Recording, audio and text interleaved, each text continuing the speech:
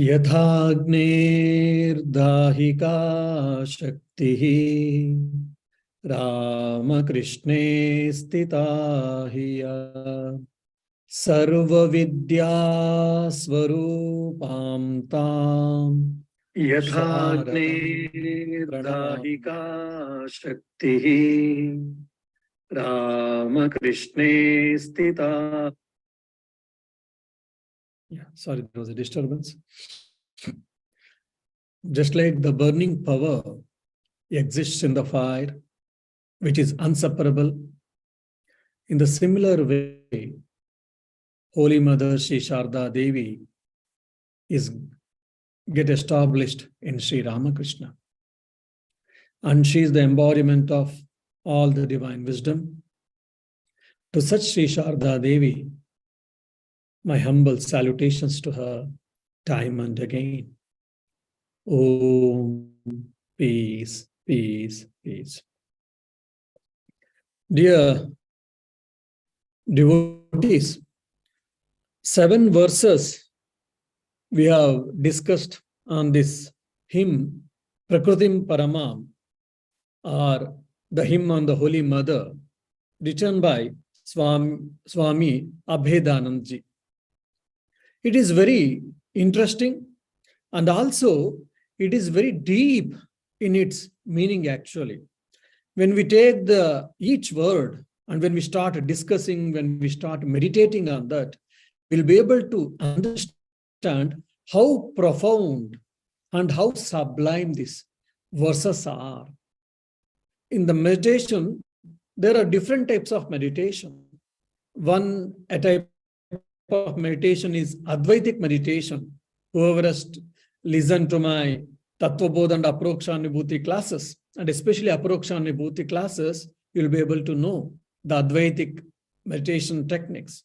And apart from that, few other classes I took exclusively where different types of meditations and its practices are discussed.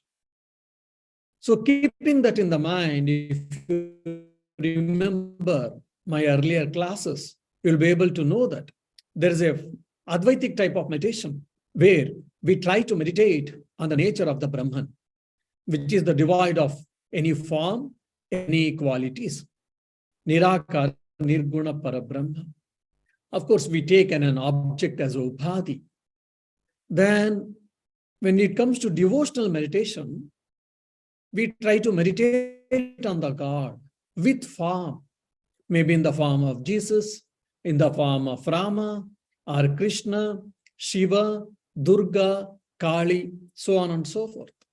This is called Rupa Dhyana. Then one more type of devotional meditation is Guna Dhyana. The God is full of divine qualities. Especially if you remember my talks on Kandanabhav Bandhana, the hymn which we sing every day during the Vesper service, that can be taken as Guna Dhyana. The divine qualities of Sri Ramakrishna or the divine qualities of any incarnation can be equated in that particular hymn. So the divine qualities, the divine attributes of the God are innumerable. We can take some of the divine attributes or the qualities of the Lord and we can meditate. Then the other is Swarupa Dhyana. Who is God? God is the omniscient, omnipresent, omnipotent. He is the creator. He is the sustainer. He is the dissolver of the universe. So on and so forth. So based on his nature, Swarupa, one can do meditation. And the other type of meditation is called Leela Dhyana. When the God descends on this earth in the human form, he does a lot of actions or divine sports, especially when we read Bhagavata, Ramayana, Mahabharata, these epics, then we'll be able to come across many divine sports of the God. So this is called Leela Dhyana. So when we study these hymns, and when we can understand the deep meaning, hidden meaning, the sublime meaning of these verses, we'll be able to understand and meditate either Rupa Dhyana, that is the meditation on forms, then Guna Dhyana, meditation on the divine qualities of the God or goddesses, Or Svarupa Dhyana, that is the nature of the god or goddesses, we can meditate. Then the Leela Dhyana, meditating on the divine sport of the divine mother or of the god. So today we are entering the 8th verse. Again, it is a beautiful verse. Devim prasannam pranatarti hantrim. Devim. So the author is addressing the Holy Mother Shri Sharda Devi as Devim. Devim means what? Goddesses. Prasanna. She is with full of contentment. And pranatarti hantrim, who has taken the refuge at her feet. For such people, she always protects such people who have taken shelter at her feet. Such people are well protected, taken care by her. Then Yogendra Puja, she is worshipped by Swami Yogananda. Then Yuga Dharma Patrim, she is the savior she is the protector of the religion of every age. Then Tam, to such divine lady, to such universal mother, Sharadam, O Sharada, Bhakti, Vijnana Dhatrim, you are the bestower of the divine love, and you are the bestower of the divine wisdom, divine understanding. Daya Swarupa, your Swarupa, your nature is what? You are the grace incarnate. You are the compassionate incarnate. You are the embodiment of grace. You are the embodiment of compassion. If the grace takes the form, human form, how does the grace looks like? If anyone asks, by seeing you, one can understand. Pranamami nityam. I shall bow down to you time and again, or always. This is again, every word is such a beautiful word. Devi. Devi means, again, Sanskrit words based on the roots, the verbs are formed, or the nouns are formed. If you know the verb, the root meanings, then you'll be able to understand much more in the Sanskrit words. So in the Devim, if you see, it comes, Dyuti. One root meaning is Dyuti. Dyuti means to shine. So the goddesses, the gods and goddesses, they are in the full of luster form. Generally we say, oh, you see, he has got such a shining face. His face is shining. And whoever read Sri Ramakrishna's life, the people who have witnessed Sri Ramakrishna, and that too, especially when he was in ecstasy, people used to see and experience the divine, the heavenly joy on his face. Such a beauty, such a sight to see. So they were all with full of luster, with full of shining. That is one of the meaning of this Devi. The other is Krida, means to sport. They will play. For us, this world is real. Our birth and our death, our actions, everything is real for us. But for them, it is just a play. Say for an example, when we are watching movie, we can get engrossed in the movie and we may be feeling that the movie is real, and someone may be enjoying the movie, feeling that, okay, it is a movie after all. The hero is performing his action, his role wonderfully. The villain is performing his action or her action wonderfully. The heroine is performing wonderful her role. And the comedians, they are also wonderfully, they are performing their roles. They are enacting beautifully. So the person who is watching the movie, they know that this is a film, and the people who have taken the particular roles, just they are enacting. So it is a game, it is a fun, or it is just a sight to see. So it is not real, that person will be knowing it. So for the goddesses also, she knows all these things. It is just a play. And she is the person who is holding this play, who is holding the game, who is organizing the game. That's why she is the, Srushti Karte, Pralaya Karte, Palana Karte. Means she is the lady who is the cause for creation sustenance and the dissolver. That is called Krida here. And the other is Vijignasa or Vijigisa, means to desire to conquer. To desire to conquer. This is again wonderful meaning. We have got desires, that's why we have become slaves. We are slaves of the money, sometimes we are the slaves of the woman, we are the slaves of our desires, we are slaves of some of our own weaknesses. Then if you have got a desire to conquer all of them, what a beautiful idea that is. What a beautiful thought. And when we can put into practice, then definitely we can be such a great people, great-minded people, great-willed people. Why they are called Mahatmas, great souls? Because they have conquered their mind. They have conquered their desires. They have conquered their sense organs. Means all of them are under their control. That should be, but unfortunately, in our cases, we have become the slaves of our mind or desires or whatnot. So this Devi represents all these three meanings. Just imagine how beautiful it is. And when we see the Holy Mother's life itself, there are so many incidents which represents or which portrays all these divine qualities. Once, Manoranjan by name, he is from presently Bangladesh, then it was a part of India, undivided India. So somehow he got the Sri Ramakrishna's gospel or gospel of Sri Ramakrishna book, he got it and he read.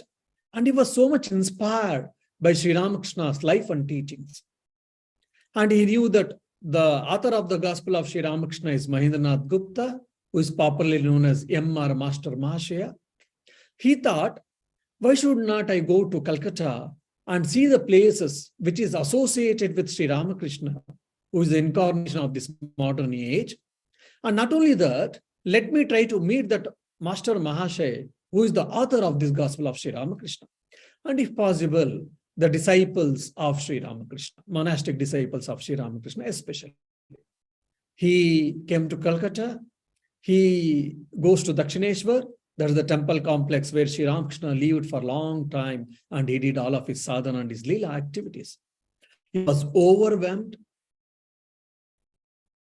And also he came to meet Master Mahashaya, Mahendranath Gupta, the author of Gospel of Sri Ramakrishna.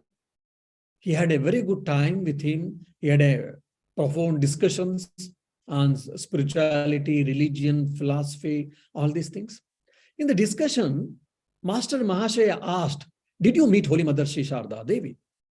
Now, he had read about Holy Mother Sharda Devi in Gospel of Sri Ramakrishna a little. But he never had any thought that he should meet or he can meet the Holy Mother Sri Sharda Devi. When Mahendranath Gupta asked, this Manoranjan felt, no, I never thought, and where is she? He questioned. Master Mahashaya said, you fool, you don't know about her, where is she, and you don't know about her? You should know her. She is Divine Mother herself. It is better you go and speak to her, you go and receive her grace. Then Manoranjan said, okay, fine. Because he had so much respect towards Master Mahashaya, that is Mahendranath Gupta, he agreed. Then Mahendranath Gupta instructed and he described who is Holy Mother, what is her greatness and all, to a certain extent. And he also taught him, or he also briefed him how to go. During that time, Holy Mother Sri Sharda Devi was in a parental village, that is Jairambati, around maybe 80 miles. In those days, to a certain extent, there was a train facility. He traveled by the train, then afterwards probably used bullock cart to a certain extent. Then on the foot, he reached Jairambati. And he comes and he sees Holy Mother Sharda Devi. He was overwhelmed and he pays his respects to Holy Mother Sharda Devi. And he just sincerely, without thinking, without any calculation, without aspiring anything, simply he prayed, just said, Mother, please be compassionate on me. Please have a mercy on me. Krupa, uses that word Krupa. Please have the mercy on me. Mother didn't respond anything. She listened. Then Manoranjan got up and he went to the place where the accommodation was arranged. Then he had a food and he slept. The next day morning, at some point of time, Holy Mother had finished her worship of Sri Ramakrishna, and she was waiting for someone. Manoranjan just he came near where the Holy Mother's cottage was there. Then Manoranjan felt somehow Holy Mother is waiting for someone. He approaches her with respect and he inquired, Mother, are you waiting for someone? It looks like that you are waiting for someone. Holy Mother, she nods her head and she said that, yes, I was waiting for you. Manoranjan took aback and he inquired, why, Mother? Why were you waiting for me? What is the reason? Holy Mother asked, do you want spiritual initiation, mantra diksha? Manoranjan was startled. He said, mantra diksha? Spiritual initiation? What is that, Mother? I don't know anything about it. Then in a very brief, in a pithy way, Holy Mother explained what is that mantra diksha, what is the significance of it, and how it can be got. Now you imagine, without asking, Holy Mother herself, the Divine Mother herself is ready to initiate him, to give the spiritual initiation. Then he said, okay. Then after hearing all these things, Manoranjan said, Mother, I don't know anything about all these things. This is the first time I'm hearing from you. I don't know anything. If you feel that this helps for my spiritual upliftment, spiritual progress, I don't mind to take the mantra diksha, spiritual initiation from you. Then Holy Mother says, better, okay. Then there's a pond nearby. You go and you bathe and come. Probably morning he might have taken bath, but now for initiation purpose, he asked him to bathe. He went. There was a pond nearby, small pond was there. Even today, whoever goes to Punya Pukur, it is called Jairambati, even people can see that. So he went to that pond with the clothes itself. He got dipped. He had a dip, and with that wet clothes itself, with a devotional temperament, he came and he sat near the Holy Mother. Holy Mother gave spiritual instructions and she gave a mantra. She initiated him. She gave a spiritual initiation. And afterwards, she showed the portrait of Sri Ramakrishna and said, look, he is your Ishta Devata. He is your chosen deity. So from today onwards, you try to remember him, meditate on him as much as possible. You try to repeat his name as much as possible. Now Diksha is over. As we all know, as a token of gratitude, as a token of respect, we give something. As a Guru Dakshina, we call. But Master Mahashay was a very intelligent fellow. He had taught him all these things. In a different way. So when you go to Holy Mother, better you take a white sari with a red border, with a thin red bordered sari, and you take 1 rupee.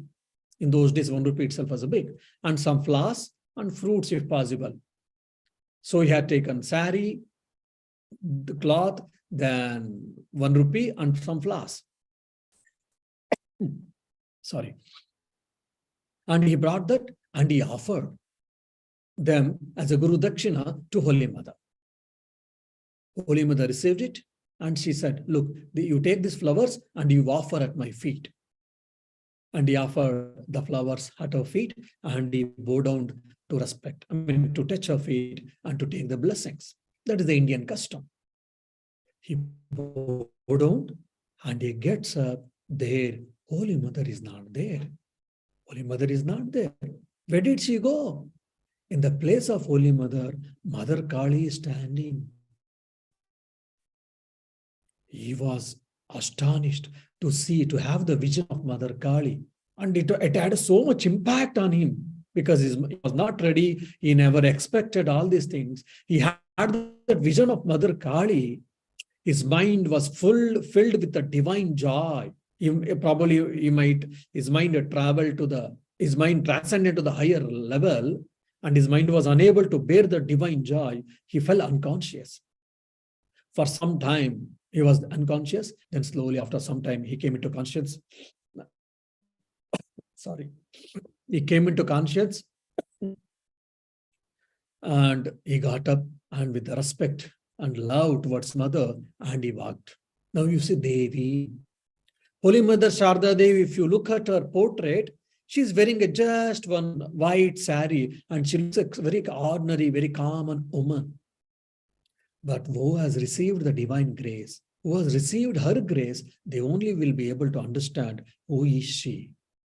And this Manoranjan was one of the person. Without asking, he got the spiritual initiation and he got the vision of Mother Kali. Now the question may come for all of you or some of you, why did he get the vision of Mother Kali?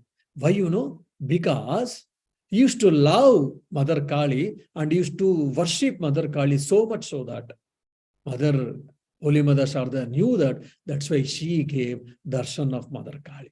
So Devi, like that many people have got the vision of Mother Kali, Durga, or many other goddesses' visions.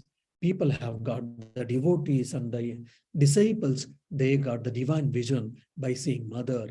That's why she is a Devi. Then Prasanna. This Prasanna is a wonderful word. Prasanna means it is a contentment. When we get problem, we get agitated, we get stressed, we get strained, and we will have a longing face. We will have a morose face. By seeing our face, people can understand he has got some problem. He is in problem. What is the matter? People do ask, oh, how did you come to know? Oh, by seeing your face. Face is the index of mind. We all know that. But in the great people's life, we never see the morose face. We never see the longing face. They will be always, the face will be, what do you say, with full of joy, with full of bliss, with full of smiley. Even we all know that whoever has studied the life of Sri Ramakrishna had never, not even during his last days, where his body was suffering from the cancer, there also he never had any morose face, sad face. His face was with full of joy. It was with full of bliss, blissful face. It was divine bliss, heavenly bliss was there always on his face. Now the same thing in the case of Holy Mother Sri Sharda. She also had a lot of problems, lot of difficulties, lot of challenges, adverse circumstances, lot of, challenges she had to face because of the people in and around who were living, because of his own brothers, sister-in-laws, and some other relatives, friends, or disciples, for whatnot. But all the time she bore without any complaint. And not only that, she never had any longing face or morose face. She was always living with the life of contentment. This is called prasannata. And this contentment, how one can achieve, how that equanimity of the mind, when we are pleasurable things, when we are in the unpleasurable or displeasurable things, how can I have a equanimity of the mind? So it is not inertness, it is not insensitivity, or it is not like a non-living thing. No, none of them. But it is transcending the duality that is possible, one by knowing that who am I, or having the vision of God and feeling that God is there, God is protecting me. Either thinking that I am the self, not the body and mind, I can maintain the tranquility of the mind. That's the one way. And the second is experiencing the God, feeling that God is there in me, everywhere, and God is protecting me, God is taking care of me. Then why to bother? So either of approach we can take. By only one who knows the truth, one who has experienced the truth, they only can maintain this tranquility of the mind absolutely. Absolute tranquility of the mind I'm speaking.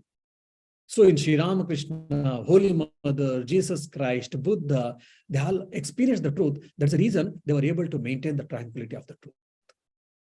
And when it comes to day-to-day life, when you deeply study the lives of the saints and the incarnations or the prophets, you will be able to understand there will be different type of harmonies which will be practiced by such great souls.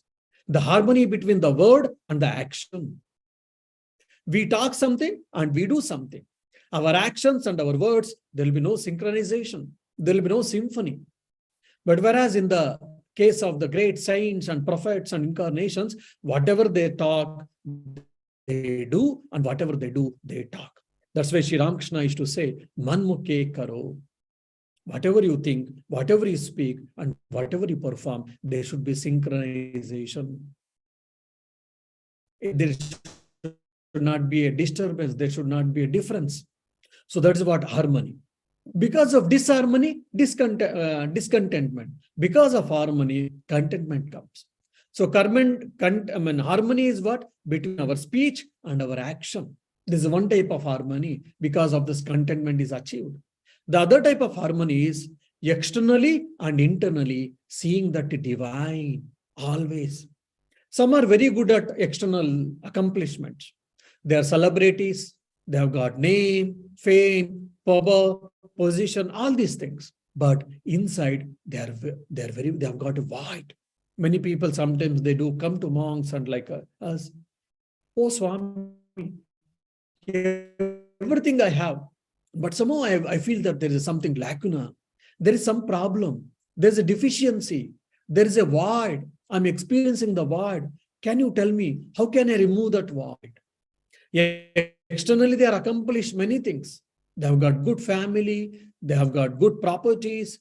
Economically, they are prosperous. There is no problem with the health. But still, they experience the void. And some of them, they don't have any problem with the internal. They have got a good nature, good mind, good emotions, feelings, good character, all these things. But externally, they are not able to accomplish many things. That's why they feel inferiority complex.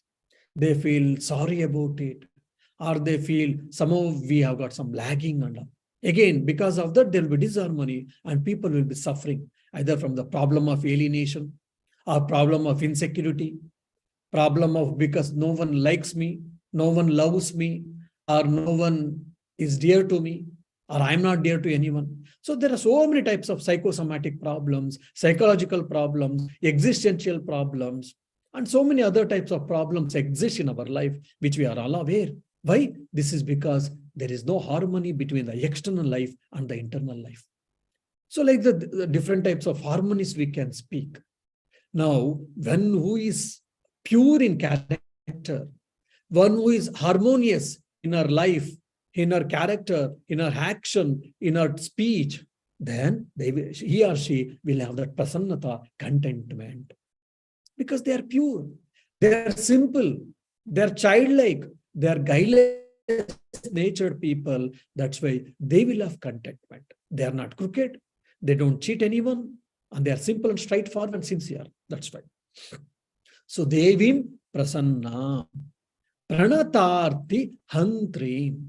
Whoever bows down to you, whoever surrenders at your feet, such type of people, such people are well protected by you.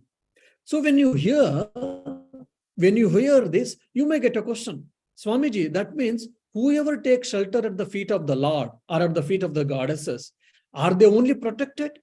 Then if I don't take shelter at the feet of the Lord, am I not protected? That means God is expecting something from me. God is partial. Okay, like our boss, who is our manager, if I praise him, he is very happy. He gives me, he takes care of me. He gives less work and what do you say? He gives money and other things, whatever the yearly ones, extra money, is it required? Everything he gives. But if I don't praise him, and if I'm not really humble to him, or at least I should probably exhibit in front of him, then his ego is satisfied, then he gives everything. So is it like God is also like that? Like my manager? No. So why then one who takes shelter, they are only protected? God protects everyone, no doubt. Goddesses protects everyone. But when we take shelter, what happens? There is no resistance, or there is a very less amount of resistance. When there is a less amount of resistance, it is very easy for God to protect or for goddesses to protect.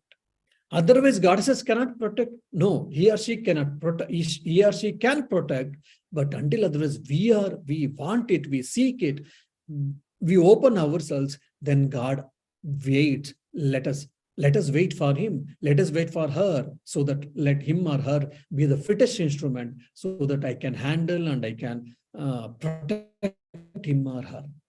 So by surrendering, what happens? Our individual ego, our unripened ego is been surrendered, is been nullified, is been killed, and we open our doors to enter the divine, to enter the divine grace, to enter the God or goddesses in our heart. So that's why Sharanagati. Sometimes out of helplessness, we do get surrender, that's fine. But understanding the supremacy or the nature of the divine, the nature of the Supreme Lord, or the nature of the Supreme Goddesses, when we take surrender, what happens? He or she will protect at all circumstances. How much ever we are intelligent, how much ever we are capable, definitely we are, and we should have that confidence about ourselves, no doubt. But in spite of that, we have got limited intellect, we have got limited understanding.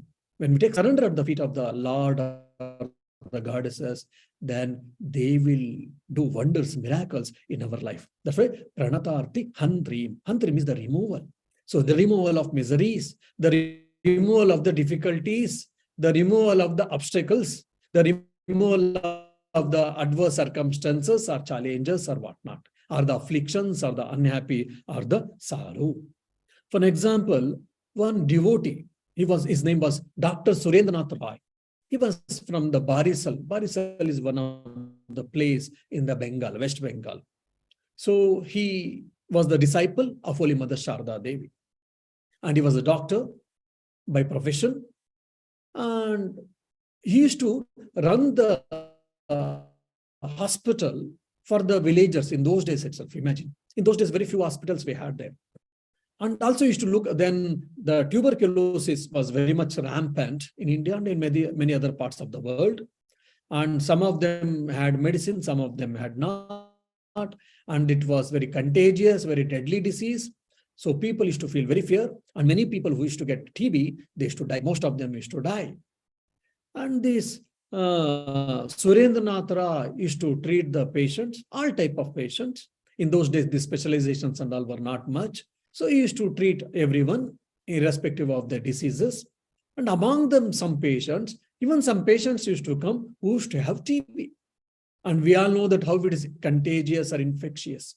So this TB attacked people, deceased people also used to come for checkup and for the medicines and all. Maybe because of the lack of care or negligence or whatever, when the Surendranath Rai, when he was treating the patients, somehow, knowingly or unknowingly, he also got contaminated, or he also got infected by this tuberculosis. Then he was, afterwards, slowly he came to know, because he's a doctor, he came to know, he started taking medicines, but still, there is a lung, there are different types of TB. So one TB is like lungs TB, and it was very deadly. So he couldn't, how much ever he takes medicines or whatever, in those days, he was unable to control and he was unable to arrest that. And slowly, it got increased and it went to advanced stage. Because of the lungs infection, advanced stage, he started feeling breathlessness. He started feeling difficulty even in the breathing. And not only that, slowly, when he coughs, he used to get blood vomit, he used to vomit the blood. So when that stage reached, this doctor, Surendranath Rai, understood that, okay, no more then. My days are numbered. Then as a devotee, he thought, okay, let me write a letter to Holy Mother Shri Sharda Devi. He wrote a beautiful letter, explaining all his conditions. And he only had only one thing, prayer. Mother, I know that my days are numbered. And because of my ill health, I am unable to come and to have your darshan, final darshan. So will you mind? Will you be gracious enough? Will you be compassionate enough to come to my place so that let me see you last time and let me leave this mortal coil? Let me leave this body. That's the only desire I have got. That's the only prayer, last wish I have got. Mother was very much moved by hearing this. Obviously, she's a mother. She felt very bad. She felt very sorrowful, but she wrote a beautiful letter. Along with that, she sent her own photograph, because even those days, mother's health was not good. She was unable to travel such a long distance because of her physical ailments. So she sent her own photograph, and she said, whenever you want, whenever you wish, you see my photograph, you'll get my vision and you'll get my blessings. You will receive my blessings. And not only that, Sri Ramakrishna, the great master in English, and Sri Ramakrishna and his divine play has been again retranslated by Swami Chetananji, which is the life of Sri Ramakrishna, beautifully, philosophically has been described by Swami Shardananji, the apostle of Sri Ramakrishna. We all know that. So that in a series form, in a Bengali magazine called Udbodhan, used to get print. So few of the monthly copies, few copies, Holy Mother got it, where the Leela Prasanga series were coming on Sri Ramakrishna's life. She sent all of them, and she asked this Dr. Surendranath Rai to read the life of Sri Ramakrishna and to see her portrait photograph, so that he will get the blessings. And she ended her letter saying that you will be all right. So this is the standard, blessings are standard statements we all hear from elders and from the doctors. But anyhow, he understood that Holy Mother she's also unable to come because of her old age and other things. He understood, but he was very happy to receive the letter and her portrait photographed by herself and this Udbodhan magazine's copies.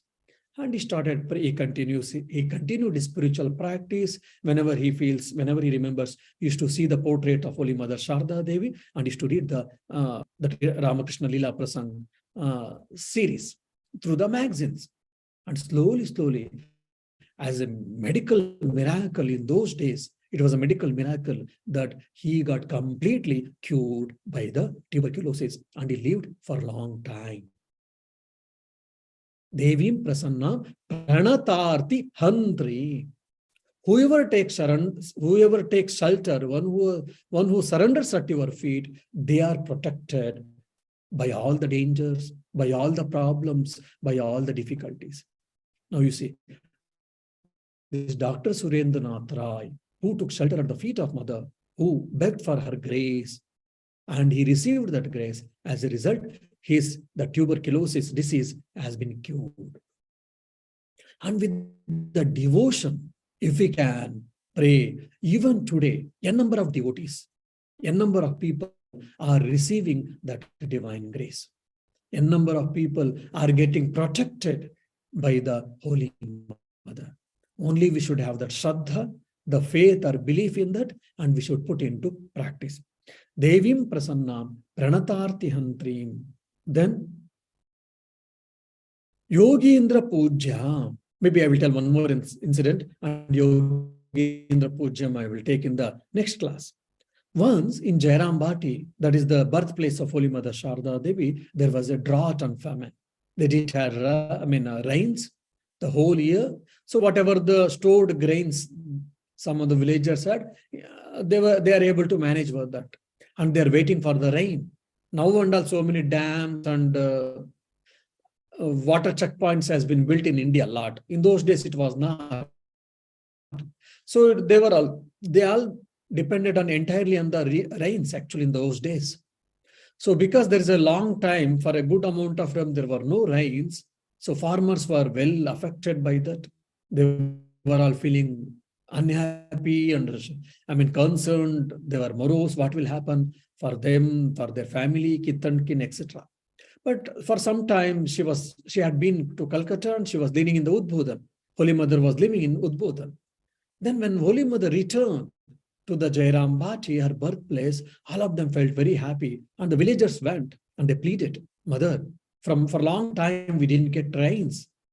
And we are really concerned, we are really bothered. What will happen to us? Because crops have been failed. At least this year, okay. Next year, if it same thing happens, then really we have to starve to death. So please be gracious on us and please bring the rain for us. Please bless us. So they all pleaded. When Holy Mother Sri Sharda Devi heard the plight of these people, the difficulties of the people, really she was moved. She was on tears. Then she said, let me come to your land, farmlands, and let me see what happened, and let me see what can I do. They were all very happy. So they took their village farmland.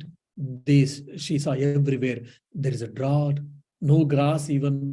I mean, livestock like cows, oxes, and all of them are suffering with the lack of the food, lack of fodder. People are starving, or at least their food has become very difficulty. And everywhere there are so many cracks in the farmland because of the huge sunlight, heavy sunlight, and no rains and no water. She felt very bad about it. She was really moved by that. And she closed her eyes and she prayed, Oh Ramakrishna, all your children are suffering from the lack of rain. Why can't you help them? Why don't you help them? Why don't you bring some rain so that let your children be happy? Let your children be taken care and let them have enough food and the basic necessities of the life. She prayed and she went back to her house. And that night, my goodness, there was such a huge pour, a huge downpour of the rainfall, where all the farmlands were filled with water, and the rivers and tanks and ponds, all water was filled, started flowing, started getting filled, and they were able to till the land, and they were able to grow the crops, and their life was taken care. Their basic necessities were fulfilled. Pranatarti Hantri. They all went and prayed for Holy Mother Sharda Devi. That's why they got the divine grace, they got her grace, they got her blessings, and they got the rains, and the problem of the farming and the growing crops were taken care. So when we pray to the Lord or to the goddesses, what happens? That because of that humbleness and that humility, our heart gets opened. Our dross and the dirts gets lessened. And basically we become the fittest instrument to receive the divine grace, to becoming the recipient of the divine grace. That's the reason we have to take surrender. That is called prapatti in the Vaishnava philosophy, which is one of the important topic in their philosophy. In the non-dual, qualified non-dualism, that is Vishishtadvaita philosophy, or in the devotional scriptures, this has been discussed in detail.